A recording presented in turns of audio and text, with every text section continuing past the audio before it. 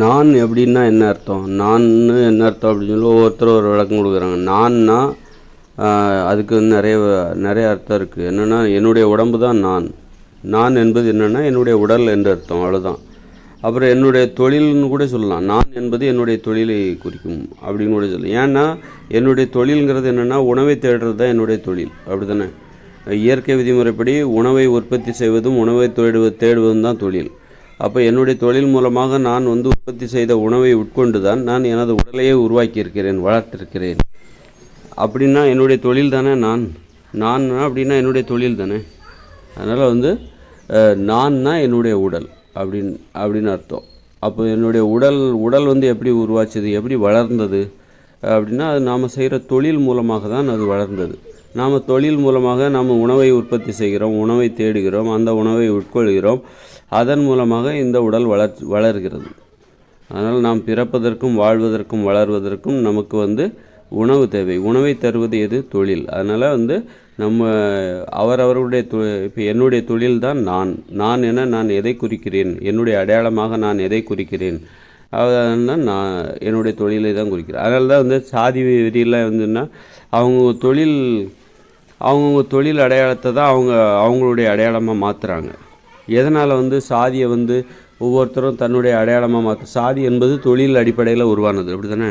அப்படி இருக்கும்போது ஏன் வந்து ஒவ்வொருத்தரும் வந்து அவங்கவுங்க சாதியை அவங்கவுங்களுடைய அடையாளமாக மாற்றுறாங்க அப்படின்னா, நான் என்பது எனது சாதியை குறிப்பது அப்படின்னு ஏன் எல்லாரும் உணர்கிறாங்க? நான் யார் தெரியுமா, நான் அந்த சாதி, நான் இந்த சாதின்னு ஏன் சொல்கிறாங்கன்னா, சாதி என்பது தொழிலை அடிப்படையாக கொண்டு உருவான ஒரு இது. அப்படி இருக்கும்போது தொழில் தான் வந்து நம்ம தொழில் மூலமாக நாம் உணவை உற்பத்தி செய்கிறோம். அந்த உணவை உட்கொண்டு தான் நம்ம உடலை வளர்க்கிறோம். உடல் பிறந்ததே அந்த உணவின் மூலமாக தான். அப்படி இருக்கும்போது உடல் பிறந்தது அம்மாக்கிட்ட இருந்து வந்தது அப்படின்னாலும், அவங்க வந்து வாழ்கிறாங்க அப்படின்னா அது உணவை உட்கொண்டு தானே. அப்படின்றதுனால தொழில் தான் நான் என்றால் எனது தொழிலையும் குறிக்கும், எனது உடம்பை குறிக்கும் அப்படின்னு அர்த்தம். அப்புறம் இன்னொன்று நான்னா என்னக்கா, கொள்கை. எனது கொள்கை தான் நான் என்று நான் எதை அடையாளப்படுத்துகிறேன், என்னை வந்து என்னுடைய கொள்கை தான் வந்து நான் என்பதற்கு இன்னொரு பொருள் தரும். இப்போ என்னோடய கொள்கை என்னது?